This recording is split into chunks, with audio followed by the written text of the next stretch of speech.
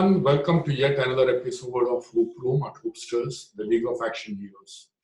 As you're aware, we try our best to address topics that are relevant and provide answers to questions that many are seeking but afraid to ask. We also believe that people who are in the situation or have experienced an incident are the best advisors, and one can learn a lot from them. Today's topic is your partner gaslighting you? And the speaker is Dr. Ananya Chitale from Pune, who is not only a renowned psychotherapist and a homeopathic psychiatrist, but a certified play therapist and a CBT and DBT therapist. She's also a consultant at Emoticons India, a counseling and training center. She not only deals with many cases involving the post effects of gaslighting, but has herself been on the receiving end. When she first suggested that we must create awareness around gaslighting, I had no idea what she was talking about. But when she explained to me, then I realized I myself knew a lot of friends who were facing this issue. Only that now I got to know what it was called. When I first spoke about the subject to a circle of friends, I realized that those above 40 had no clue what it meant. But those below 40 were totally aware of the term. And then I heard from one of them that it is the trending topic of today's world. So let's try to understand what the issue really means. And for all those as participants, please feel free to use the chat to ask questions, which will be answered by the end of the show. Hello, Doc. Thanks for agreeing to come on the show and suggesting the subject. Thank you so much. It was my pleasure. Okay. Yeah. We have got a very typical first question that comes into play in all the webinars is, why did you agree to come on the show?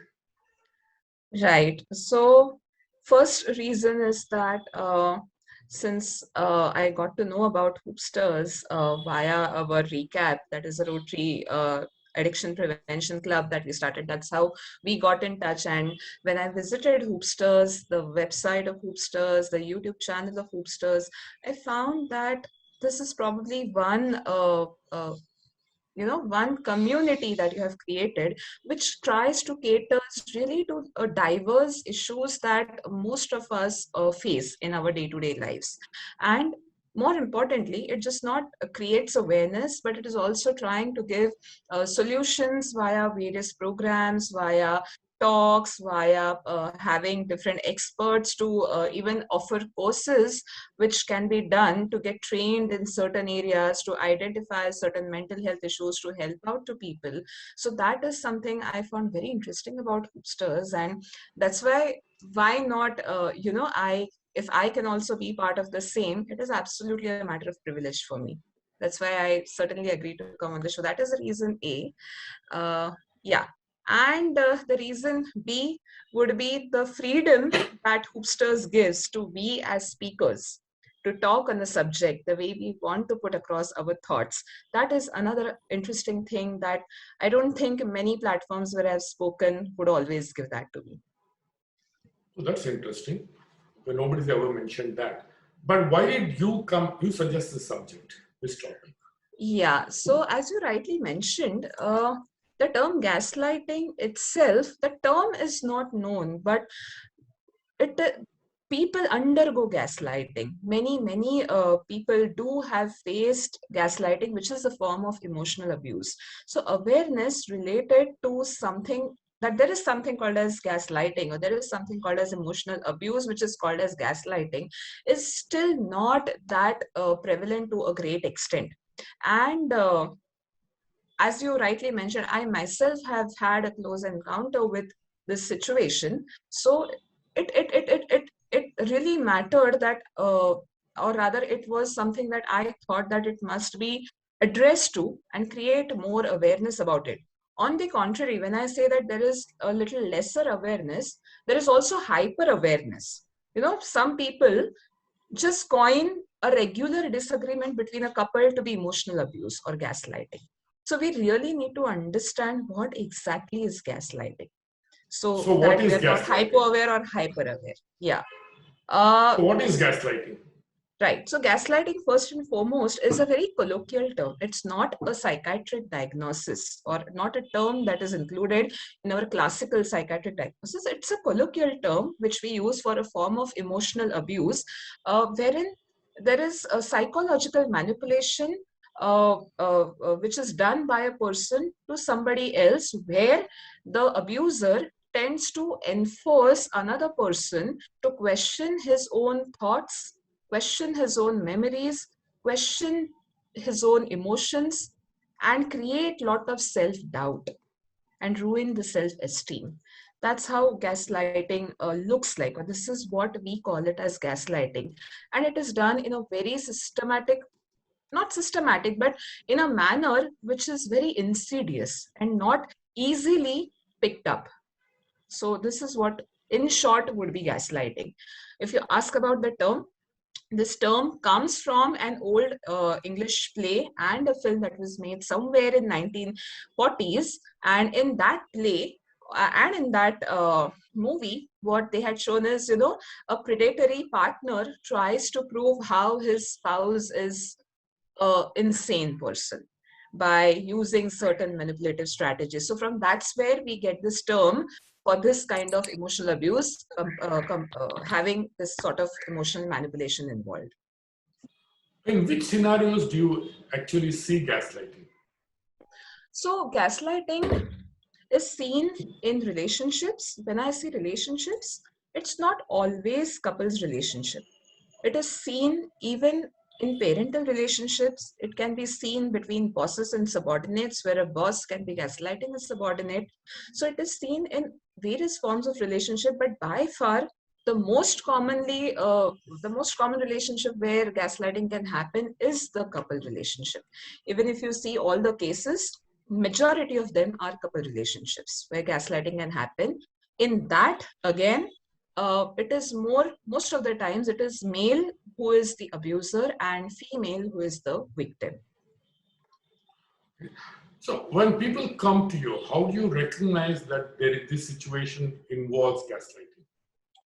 Right. So whenever okay, so almost all of my clients have been females, for that matter, who have come to seek help.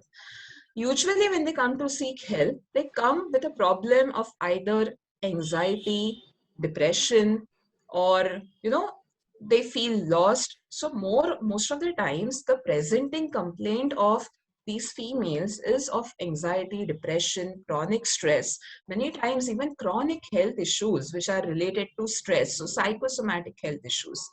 Now, as a part of our practice, what we do is we take a detailed case of a client and we understand the client beyond the symptoms of anxiety or depression or stress. And that's where we figure out that possibly the whatever anxiety and depression the client is facing, the cause of it is coming from the abuse that has been meted towards the client, of which the client is also not aware. So that is how these things appear at first. So it is the detailed case taking that helps us to understand that whether it is a gaslighting, which is a cause of the anxiety or depression. So nobody comes and says that I'm emotionally abused, or nobody comes and has said that I'm being gaslighted. That is a scenario. Because why this happens is because in gaslighting, one of the key thing that happens is the person is questioning himself. He is never questioning the spouse. That's how they're tricked by their partners to question themselves, to believe that something is wrong within them. So they never come saying that I am anxious or depressed because my partner is not treating me well. They usually come with only symptoms of anxiety and depression. So what is the partner doing in this case? What is it doing that creates these things? Right. So as I mentioned at start, this kind of emotional abuse is very, very insidious. This goes on very slowly and is done in almost all areas. So I'll give you some examples. What the partner does over here is that he identifies the vulnerabilities of his spouse or partner. I will just use two terms, a victim and the gaslighter. Okay. So what happens here is that gaslighter is already aware, after spending some time in that relationship with the victim, of the vulnerabilities, of the trigger points, and he uses those same vulnerabilities and trigger points to manipulate the partner. How it is done? So for example, if I am the victim and I might be communicating it, I'm just engaging in a regular discussion where I just say that, okay, you know what, my favorite show is A. And he would just say, are you crazy? You watch that shitty show? Do you have any class? That's how the comment will come. Or there are other things what the partner does. Okay, so he might pass some jokes. Okay, so for example, if I'm the victim and I'm dressing up in a particular way, what he might tell to us, oh, okay, finally you're looking good. So giving backhanded compliments, or giving compliments such as, oh, okay, you look hot. You might make more money as a porn star rather than you make at your job. What are you supposed to respond to these kind of things?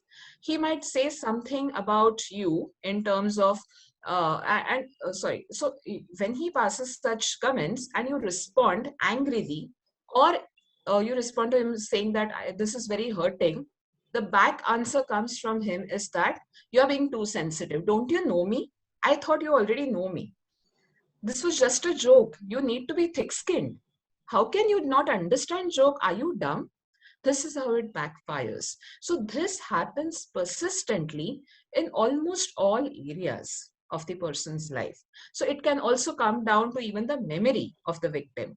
So he might just say that, don't you remember where you have kept your car keys? Or that is something wrong with you. You might be going crazy. You need to get yourself checked. And this happens repeatedly. And the problem what happens is, because you are in a relationship with the abuser, you have entrusted your life to him. So you trust him blindly. And if you trust him blindly, you are going to start thinking that whatever he is saying to you is true. And that's where the cycle of self-doubt starts. So it starts a self-doubt. What happens next is that, so if he says that you're oversensitive, don't you know me? Can't you take simple things? You feel, okay, maybe I'm oversensitive. You apologize to him. The moment you apologize to him, it feeds his ego. It feeds his sense of power. He understands that he is getting power over you, and then he will try to get more and more control of you once he realizes that you are a perfect candidate for him to exert control. So it is all about exerting domination and control over the entire way you're functioning or your mind is functioning. So why do people gaslight? Yeah, so there are two things about this. So nobody is a born gaslighter. Okay, it either comes from what we call it as social learning. So when I say social learning, if this abuser has been somewhere in childhood or while he was growing up, has seen these kind of relationships where A person is exerting control over B and getting things done, or he has seen these kind of phenomena in some way in some way or the other way happening around him or her, they think that this is the way it is, and that helps us to get the things done by our own way. So they would pick up those behaviors, they would pick up those patterns, and they would do that same thing in their relationship. So what happens around them, what environment in which they are grown up, if that is something which is wherein this kind of things are happening already, he will pick them up. So that is social learning part. The second part of it is that many times gaslighters might have something called as narcissistic personality problem or antisocial personality problem, where there is, by default, they have become the person where they lack empathy. They never developed empathy. They never developed that accommodativeness. They never developed sensitivity, which is enough amount of sensitivity. The personality is that way. Again, why this personality develops? This kind of controlling personality, because they might have had a messed up childhood. They might have had problematic parenting. They might have had a lot of issues or abuse or things like that happening with them in the childhood. So what happens is they are internally messed up. And it is, I had come across a wonderful statement about gaslighting, that insecure people gaslight and insecure people get gaslighted. So it could be those inner insecurities, those initial traumas, those initial problematic parentings, which have made them that way, where gaining control on somebody only can give them happiness and their sort of pleasure. So that's why people might gaslight. What kind of pleasure do they get? What?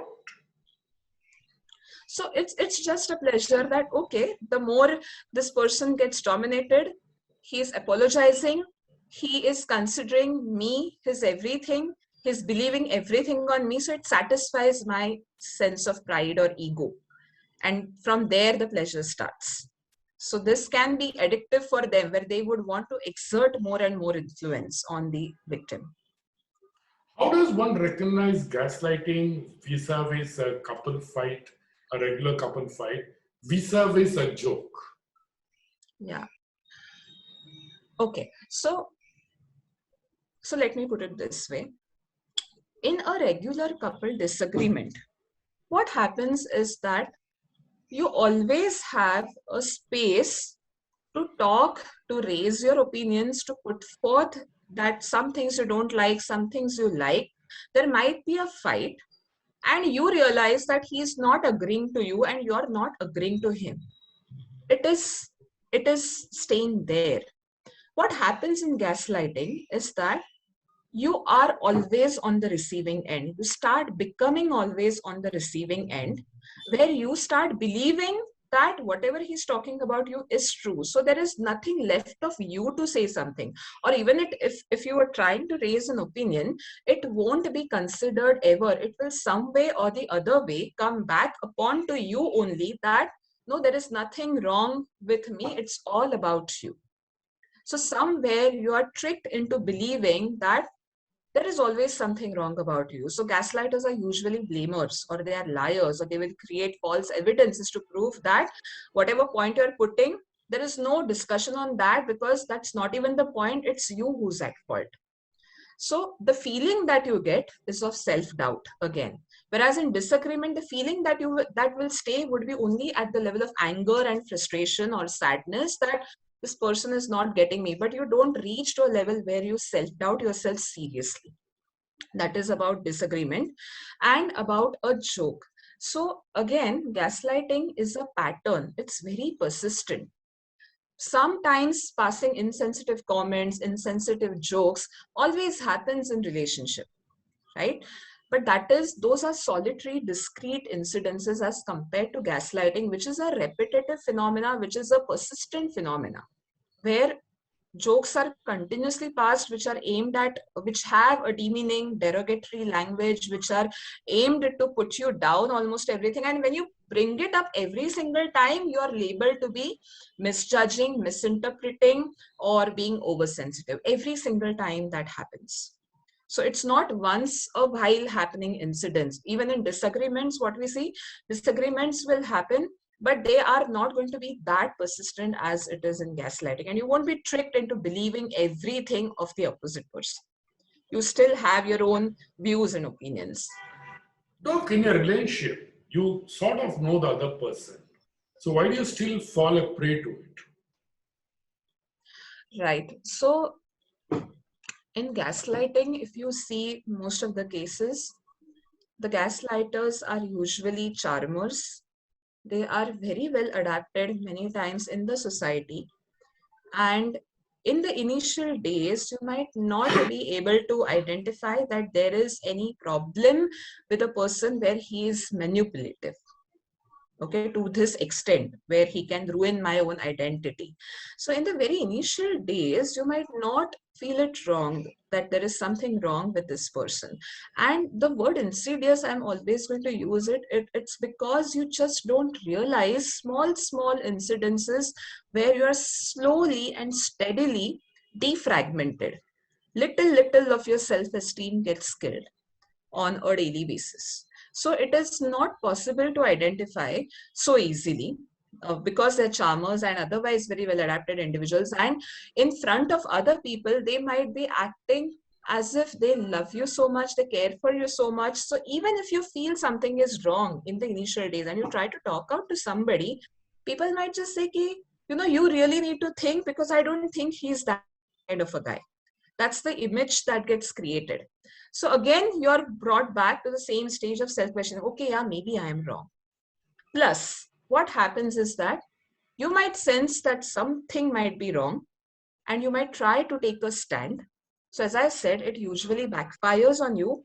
Or if the gaslighter feels that you are taking some really strong stand and you might walk out of that relationship because you're sensing that something is drastically wrong, he will suddenly start love bombing you in terms of suddenly being appreciative of you, or suddenly telling you things like, you are the only person who understands me. Nobody understood me so well. You matter for me a lot.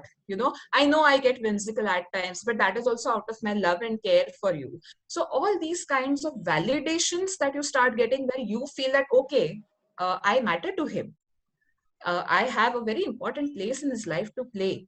He considers me such a wonderful woman, right? So when this kind of validation you get, that too when you're not expecting, they act like a positive small reinforcements which tend to give you a sense of pleasure. Okay, no, no, no, this is not the guy I was thinking about, right? So then it's okay. Maybe I am only just, over analyzing or overthinking or being oversensitive about this. So these kind of things that happen where suddenly you get love bombed, suddenly you are made to feel special, that pulls you back to the same person. And once you're back again the cycle starts of same verbal abuse, slowly and steadily again. That So is what is one. the, okay, sorry, continue. Yeah, no. So that is a important reason. That's what I was trying to say. Okay, so what is, if I want to, how do you put it? Identify the victim, if I may call the person so, what would be the characteristics of the victim or the personality of the victim? Right. So I would put it in two parts. So the first part is, could there be very initial subtle signs to identify that this is possibly a person who is a gaslighter or who might emotionally abuse in the initial days of the relationship when you enter? What are those signs which usually you might see or you should be aware of? I'm not saying that these are the definitive signs, but you should be a little cautious if you see things like, as I said, love bombing in the initial days. Like you're meeting like for second, third time, or just meeting for fifth or sixth time, and suddenly he is showcasing all the love for you, and he's trying to tell you how special you are, how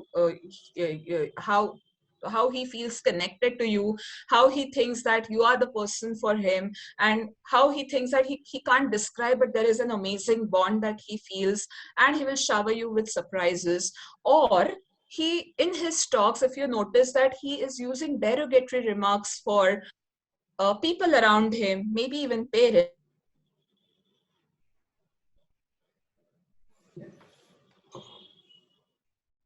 I lost you, Doc.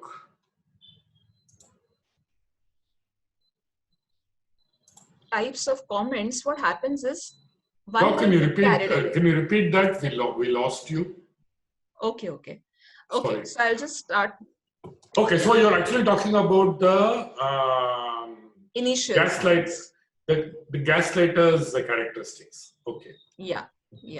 So the initial signs, what we were talking about, are these: that you will be love bombed suddenly. In the very initial meetings itself, the person starts talking that how special you are and how you are the most wonderful person he has ever met, and there is an amazing bond which he feels but he can't describe why. At the same time, he is using derogatory remarks or demeaning statements for his ex-girlfriends or even for parents or people around him, and how they are not worth it, and how he doesn't deserve them, and how he does deserve somebody who is like you or who is special like you. So these sudden statements are the things which we should be little careful of. What happens is they are very validating statements, so we tend to get carried away in the initial days itself, and we give entire trust of ours to him, thinking that, oh my god, he's such a fantastic person, or he's the one for us. He makes us feel that way. And the moment you give that away, you become even more vulnerable. So initial stages of relationship, if these kind of things happen, I'm not saying that every time that indicates that a person is a gaslighter, but you should be careful that you don't get carried away by that. Let your relationship grow, let it flourish. See if this person is really the person on whom you want to trust with entire self of yours. So these are the early things. If you see, just be a little more careful. The later signs are, once you enter in a relationship, I would not define what you see in gaslighter to identify that there is a gaslighting going on. I would put here a point that you need to see what is happening to you when you're with that guy. What is the feeling state that you pass through when you're around this person? So are you feeling nourished, nurtured when you're around this person, or you're feeling scared, or you're feeling belittled? What is majorly the feeling state when he's around, when you're talking to him, when you are living with him, when you're staying with him? Do you feel empowered or do you feel overpowered? Do you feel like you're walking on eggs every time because you just don't know what might make that person upset and throw some negative comments at you?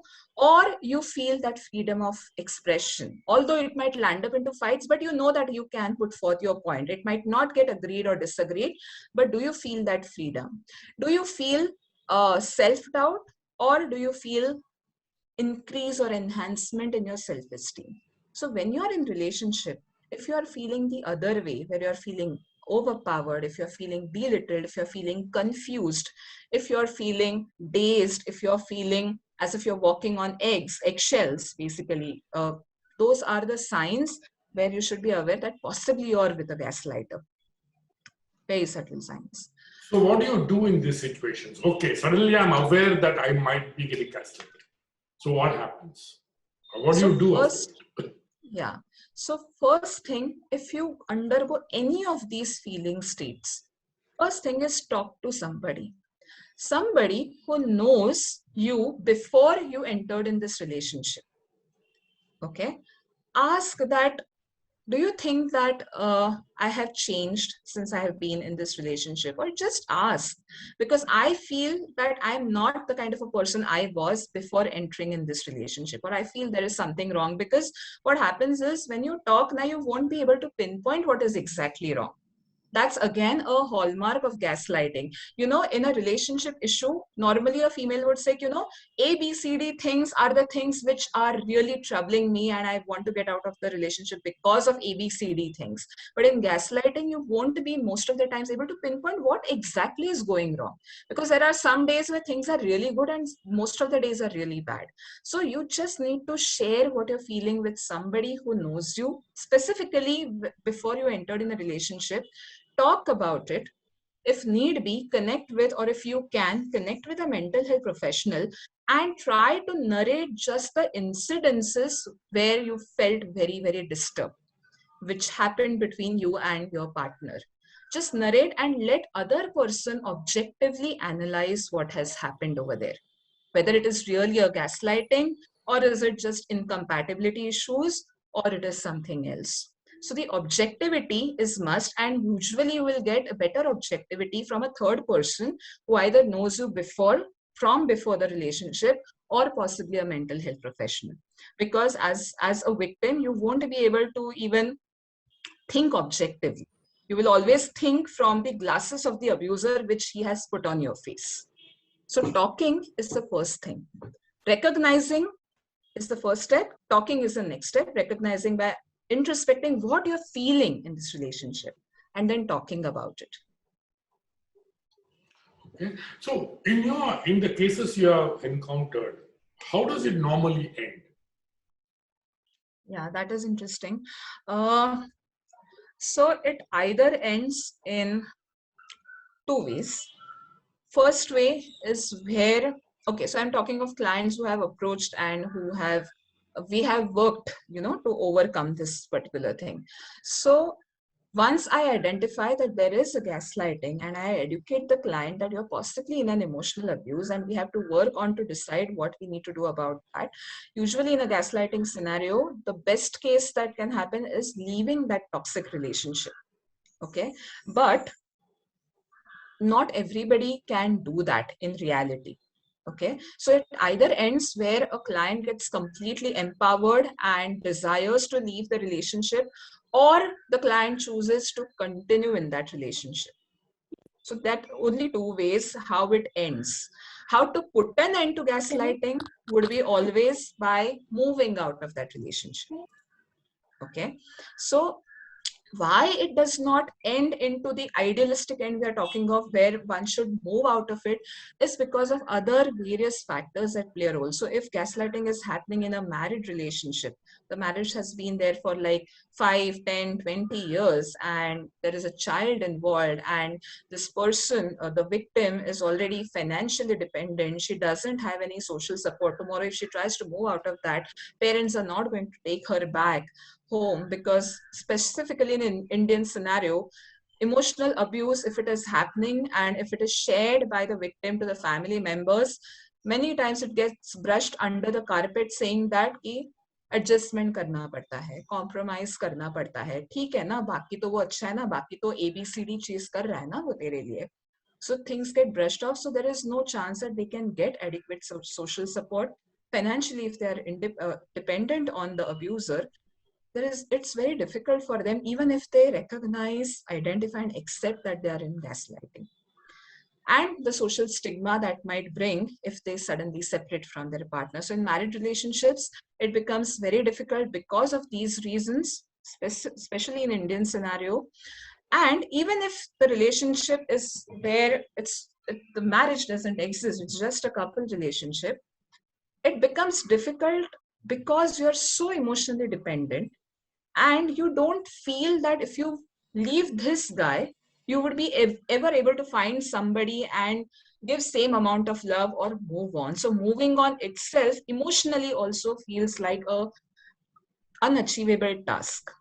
So even if there are no other difficulties, this very fact that it is, I don't think I can move on, or I just don't want to believe that the person whom I entrusted my entire self, I loved him, is not the person that I am imagining to be, or I am imagining in my mind, or I thought he would be. So accepting that the person is toxic itself is a problem. So you are not able to move out, you are not able to let it go. And if these continuous positive reinforcements continue from the gaslighter, where he suddenly jumps in and showers all love, it becomes even more difficult. So ending into the right way is always very difficult.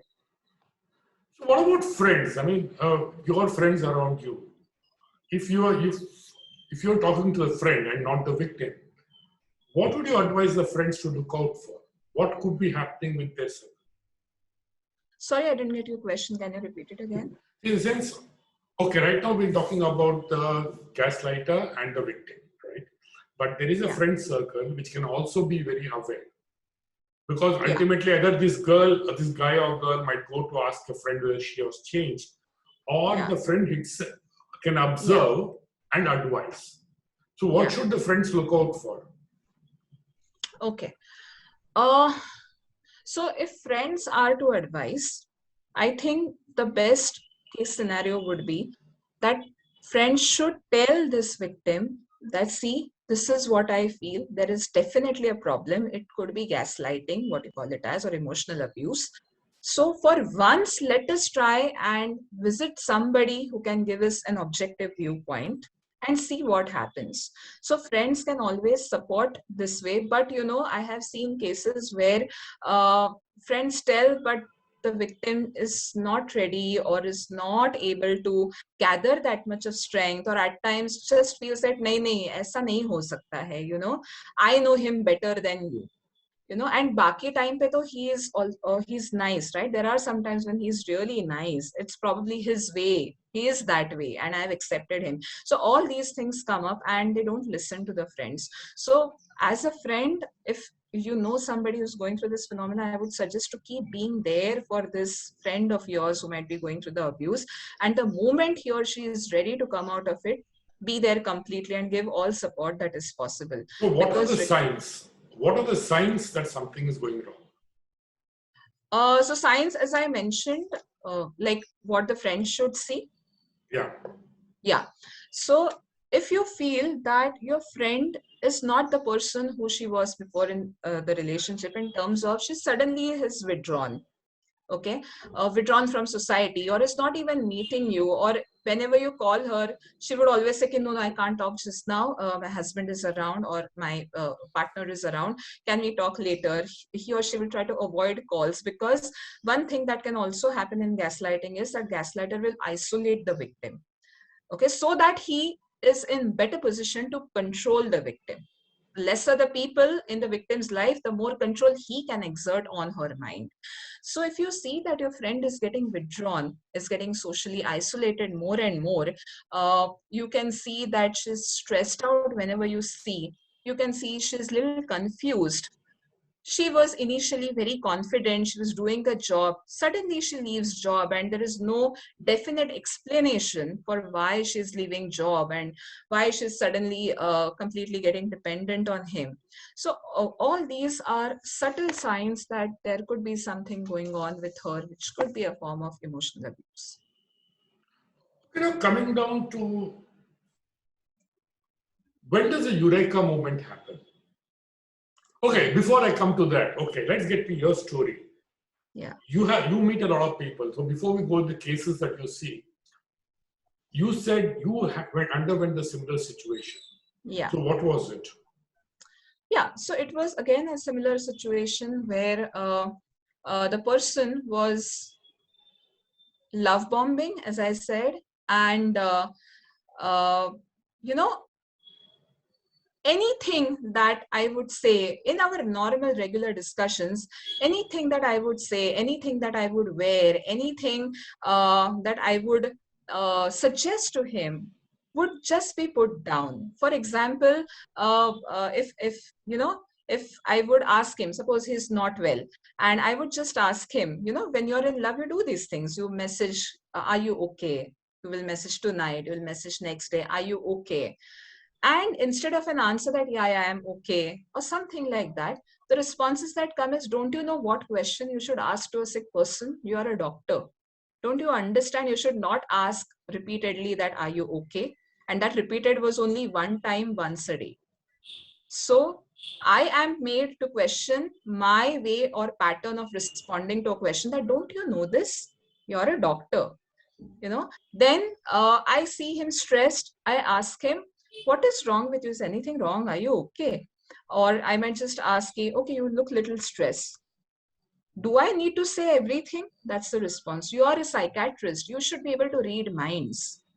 Okay, that would be the response. If I am ventilating out any of my frustration, or I just burst into tears because of something, the response that I would get is that, can't you control your emotions? You're a psychiatrist. If you can't control your own emotions, how are you going to help others? I think you should stop your practice. Okay. So these kind of repeated things kept on happening. And I could sense it that, why? I mean, I just don't know how to talk with him. I just don't know how to connect with him. Anything that I say, anytime, it just gets thrown away. If I say something that I don't like this about you, you talking to people and not receiving my calls, he would not receive my calls for like many days together. And I could see that he's talking to people on Truecaller and stuff. You get to see, right, that, okay, this person is active on WhatsApp and social media and stuff like that, and not responding only to my calls. He would say, just stop bullshitting. What are you trying to imply? I'm not caring. So there was no proper conversation that would happen most of the times, to an extent where, as I mentioned, he would question my sanity, asking that, and that sanity would get questioned on small things, where I would just express my, emotions, or I might just cry at something. So my single episode of crying would get me labeled as, I am going crazy, I'm getting too oversensitive, and I should stop practicing because I can't deal with patients. How can you do that? So when I would try to enter in a conversation where I would try to say, I'm a doctor, but if I'm an ENT surgeon, that doesn't mean that I will never get cold and coryza. Same way, if I'm a psychiatrist and psychotherapist, does not mean that I will not get emotional at all. So you're bullshitting. This is stupid. You don't even know to reason out. So every time there was, and I started to believe it. Maybe, yeah, because he would come back saying that, did you realize what I was trying to say? I was trying to say it for your own benefit, because you're special to me, because I care for you. No, so these kind of sentences would again drag me. No, no, yeah, probably he's right. To an extent where I stopped practicing for 1 month, thinking that maybe I'm not adequate enough to practice. So, that is how the experience could be. And I was lucky enough that the very profession that I am into in and very strong support of people around me that I got during that toughest time of my life, that I did not remain in that relationship for long. And before it could go to any extreme, I was able to cut that off completely. But if that would have continued, which it does in some cases, a person might actually land up in mental asylum. It could be severe to that extent. That's how it might look. So when does the Eureka moment happen? Right. So the Eureka moment for me happened. I'll talk first about me, continuing the experience, is when I stopped my practice and I received messages from my patients that, Doctor, why are you not available? Because we trust you completely and we cannot go to anybody else when I try to refer my patients. And that was like, wait, there is one person who is questioning me, my very existence, my mental state, my thoughts, my memory, and everything. And there are 10 other people who are exhibiting so much of trust in me. So whom am I supposed to believe? Why I suddenly started to believe him? I was not like that before I met this person. So then I really need to see to it. I had to sit objectively, review our entire chats, recollect all incidences, analyze them as a third person, talk to one of my senior colleague who really helped me at that time to see things objectively. And that was when I realized, no, this is not a simple disagreement that we're having. He is manipulating me. So that was a Eureka moment for me. For others and the clients that I have seen, Eureka moment comes when they are pushed to a certain threshold. Now that threshold can vary for each. Okay, depending on their prior vulnerabilities, their prior levels of self-esteem, how much amount of damage has been done to them in that relationship. But there is always a point where a person realizes, okay, that's it. You're pushed to that extent. So that Eureka moment can happen when you're pushed to that limits at times. Yeah. How does one look back objectively? It's not so simple because, like you say, it's not a story. So how does one look back objectively? Yeah, so very basic things that we always suggest is to first start journaling. Journaling in terms of writing down the experiences that you had, what were the dialogues used, what were the sentences used by you, by the opposite person, what was the situation, how it started, how it ended. So actually writing down these things, making a record of these things, and then sharing it, or sharing it with your mental health professional will help us to identify if there are patterns of these gaslighting signs seen in that entire write-up or that record that we have. So that's how we become objective. Putting down things on paper becomes very important over here if we want to be objective, because otherwise it's very difficult to find out exactly what is happening. Okay, so putting things down as it is first thing that I would recommend if you feel that there is abuse going on. Keep a dicto record of what is happening in different situations, and then try to discuss it with somebody else. Don't sit yourself only every time, because you might be already wearing the spectacles which have been put onto you by your gaslighter. So you won't be able to get objective to the extent that it is needed.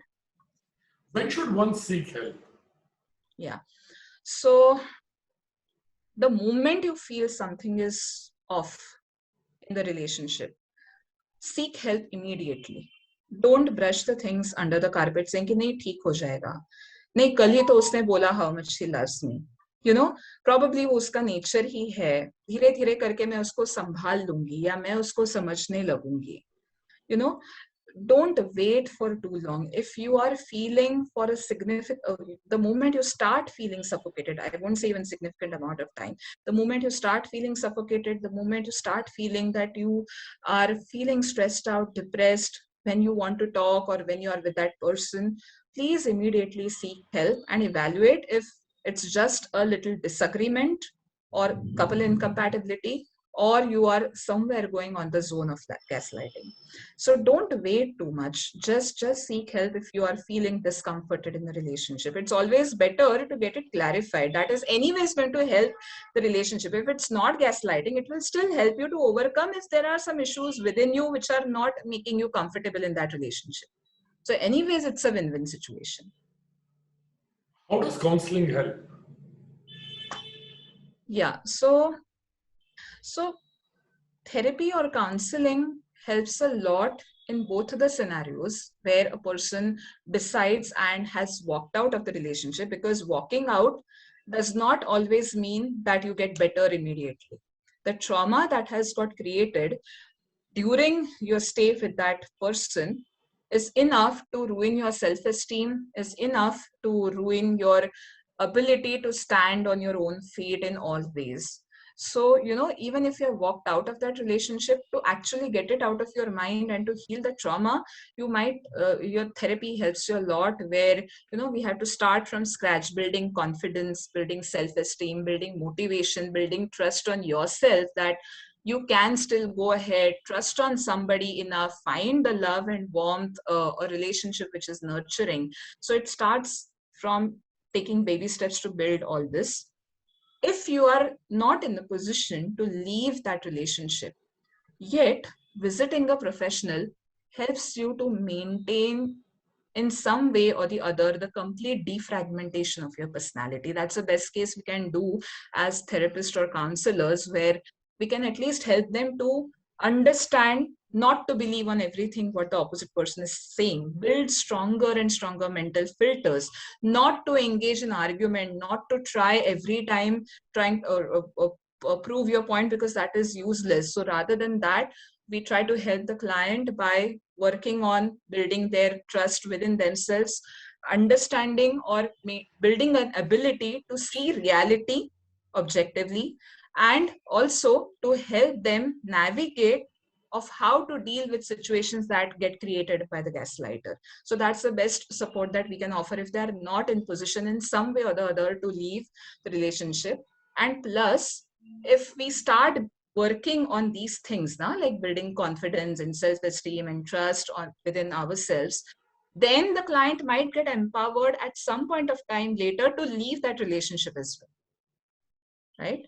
And the last thing, how a counselor or a mental health professional can help is also to help you find your own strengths on which you can build up a new life, connect you with helplines, with NGOs, with people who can support if family is not there for you. So, you can get the support that you can need, and what you feel is impossible, I just can't leave this person for ABCD reasons, that impossible can slowly get converted to a possibility. Okay, Doc, we don't have much time now for the 8 minutes. Yeah. So in the next 2 minutes, can you give me some interesting cases or common cases that you have encountered? Yeah. So the common cases are usually at both the levels that I have seen. When there are couples who are not married but who are into relationship, as well as married couples. So the same phenomena has been seen in all the levels, where the gaslighter keeps on talking about how he has been there. I mean, I have also talked with the person who is an abuser, and he is always on the side where he says that I have been so supportive, I have been so caring, and I am harsh at times, but that's how the way I am. I have seen these abusers talking things like she needs to understand that I am straightforward, and she needs to accept me the way I am. That's how a relationship works, doesn't it? So there has been no point where you would try to talk to, once you identify that possibly this is an abuser or he's a gaslighter, it's very difficult to convince him that you have to change some things, because for him many times this is the way I am. If she is not okay with it, she's free to leave. This is what he will try to say. But then when she tries to leave, he will all go on the sympathy mode and try to get her back, because that's the only person on whom he has been able to exert power and influence. Right? So in all my cases, when it comes to abuser, trying to work at that level is almost always impossible. And when it comes to the victims have been females who have always come up with a strong sense that, doctor, it's okay, but I still don't think that he is abusing me. The ratio, I'll just tell you one interesting thing in all my cases. If I compare the cases where I have got regular incompatibility issues or some disagreement issues amongst the couples, how the female says, you know what, I have some really, really disturbing things about this guy, but otherwise things are okay. So, sometimes he really goes or drives me nuts. That's how a female who is into relationship problems in terms of disagreements and stuff will say. Whereas a gaslighted person, or the female who is victim of gaslighting, in her narrative, it's like, sometimes he's really caring, but so on one end, the other side, the person says, sometimes he really drives me nuts. But in gaslighting, the victim is saying, sometimes he's really nice. So a guy who is so nice sometimes, how can he be abusing? So the ratio, the sometimes, that is the difference in all my clients that I have seen. Right? It's very interesting. Yeah. Is there any chance for the gaslighter to change? I have to be very realistic over here. Going by my experience, I would say 0.1% chance, because they don't visit to you. They don't think that there is anything wrong with them to change so that the relationship becomes better. For them, they always say that I have done everything for her. She is not grateful. She is not understanding me.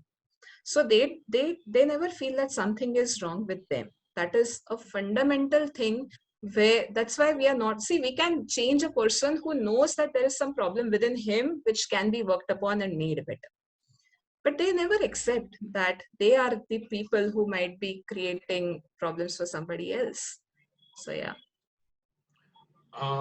There's a question which says, does the victim also say, I think I may not have seen him in the proper light? Yes, and they take very responsible much for the wrong situation. Yes, absolutely right. Because blame is always put on them, they always think that maybe I am only not seeing things properly. Maybe I am inadequate. Maybe I am wrong. Maybe I am incompetent to understand him better. So again, the self-doubt can spring in this form as well. So this is basically what gaslighting is, self-doubt. Yeah. From inside. Anything else, Doc, you want to say? We have 2 minutes more. I think it was excellent. I mean, I learned a lot, which was nice. Thank you. Thank you so much. Thank you so much. Any questions with any of the participants quickly? I can see Somebody a says, question. Is avoiding him is the only practical solution apart from separation. Sorry, what is the question? Let me see. Is again. Avoiding him the only practical solution? So what I would say is that if you decide to end gaslighting, don't avoid. There has to be radio silence. You just cut off the communication of any sort with him. Okay. The reason is because, as I mentioned, we call this phenomena as hoovering. Okay. Where the person will try to again show you gajar, kiele gajar, and come back to me, in terms of either gaining sympathy by putting across, oh, I am going through so many problems. If you would have been there, it might have been so easy for me to deal with this. You were the only person who could take care of me or tolerate me. So they will try some way or the other to get you back. So I wouldn't say just the avoiding. The best case thing that could happen is that you have to completely break off the relationship. Because if you just try to avoid, eventually there is a high chance that you might still fall in the trap. I've got Rotarian Girija Deshpande asking, spelling of hovering, is this right? Ma'am, would you like to come? Yes, right? Yes, ma'am. That is what I meant, hoovering. We call it as hoovering, where a person tries to keep you hooked to him. Oh, you mean new words to learn at this age, which is interesting. Okay. So, Doc, thank you very much. I don't think I'm going to take you longer than this. And that was wonderful. And hope people who are going to see this tomorrow will, get out of the situation they are in. The ultimate idea is that how do we help people to get out of the situation they are in, whatever happens to their level. So thank you very much. And thank you so much. Thank you so much, everybody. It was good to have come here. So thank you so much. And in participation group, please log on to hoopsters.in. There are lots more articles, lots more videos on various exciting subjects, which are not normally discussed. So have a look at those and please give us your comments. So like always say, be aware and take care. Lots to learn here. Thank you very much. Good Excuse evening. me, I've just put a small question. Sure, If she can answer that. Yeah. Yeah, ma'am. No, it's okay. I can take it. No Yeah, don't worry. Okay. Yes, the married women with children may not be able to. How do you advise them to stay strong? There is family pressure also, right? Yes, social pressure, family pressure. Absolutely. Yeah. No, actually, we discussed just this, the lack but I like of your resources. second question. How do you advise them to stay strong? That's interesting. Strong, exactly. Yeah. Yeah. So, if I have to give a little general advice, so when it comes to individual clients, we actually try to find out strengths, make them aware of it, because they have almost forgotten who they are originally. So, if I have to give a general advice over here, I would say that how do you stay strong? Stay strong by knowing that you have the power within. You might have heard of the famous quote that we are always stronger than what we believe and what we know of. Right? So I would suggest everybody who might be encountering this sort of a phenomena, first, there is nothing impossible. You might always feel that it is impossible now. I've given 10 years of my life over here. I've got a kid, or maybe I've not got a kid, but I've got 10 years of life which I've given to this man. How can I think of somebody else? I'm not going to find anybody. So you always imagine that it would be impossible in various ways to get out of it, or to even manage this. But honestly, there is nothing called as impossible. There is always a probability which is very high that there is something out there beyond the relationship. So having this hope kept alive within is essential, because that will motivate you to seek for other opportunities and help that you can. If you become hopeless, no, this is it, I can't get out of it, you will not even try and venture and break the boundaries. So first and foremost, keep that hope alive.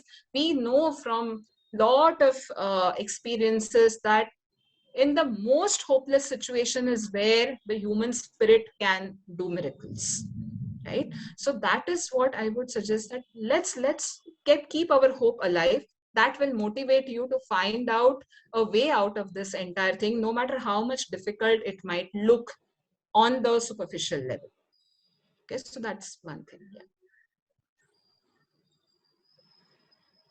If I can say something, just yes, sure, ma'am. In the case of a celebrity who passed away sometime back, the lady who he was in love with, she used to drug him without his awareness, and then off and on he was in drugs, and he began to feel that something is wrong with himself, right? So this was also a very deliberate move that was taking place, and men don't even share their fears. So that also comes in the way of, expressing themselves. So this is a very, very important topic that you have raised, that boys and girls have to be aware that whoever is damaging their self-esteem is doing a great damage to them. Yes. You explained it so beautifully, madam. Thanks, Bala, for this session. Very well done. Anytime, ma'am. Thank you very much. Thank you very much. Have a lovely evening. And we'll be taking these subjects up in the future, lots more subjects. Thank you. It's just a part one, and then we'll see how it goes. Yes. Thank you. Yes. Thank you very much. Thank you. Yeah. Just a second, Bala sir. Sure. I can see Sonia's message. Sonia ma'am, yes, you can connect with me anytime, not a problem. Yeah. There is a message sent to me. Yeah. Yes, if you can have the contact number when about to ask. Yeah, I will just put up my contact number. Doc, I love your flow of thought. Thank you so much, sir. Absolutely. Your flow of thought is beautiful. Nice. I don't see the number. I'm putting it. Yeah, okay. No. It comes from her experience and personal. Absolutely, it was so delightful. Thank you. Thank you so much for this platform. Were you there throughout? I didn't see you at all. Pardon me, I was actually first for watching from Facebook and I didn't realize at all that this is going on here also. Then suddenly I saw in the Facebook that it is there below Zoom. Then I came to Zoom so that I can personally be in touch. In Facebook, I put a lot of comments and I didn't see them being read and all that. Then suddenly I saw the Zoom below. Yes. No problem, no problem. Thanks for organizing. We need to get back sometime and discuss things. Anytime you're free, let us know. You're talking to me or her? Yes, you. Okay, sure. Doctor, we are on talk every time, so. Oh yes. Yeah. She's an amazing resource person. Thanks for introducing. Thank you. Thank you so much. Anytime. Thank you, sir. Thank you, ma'am. Thank Thank you. you, everybody. Bye. Have a nice evening. Take care. Bye.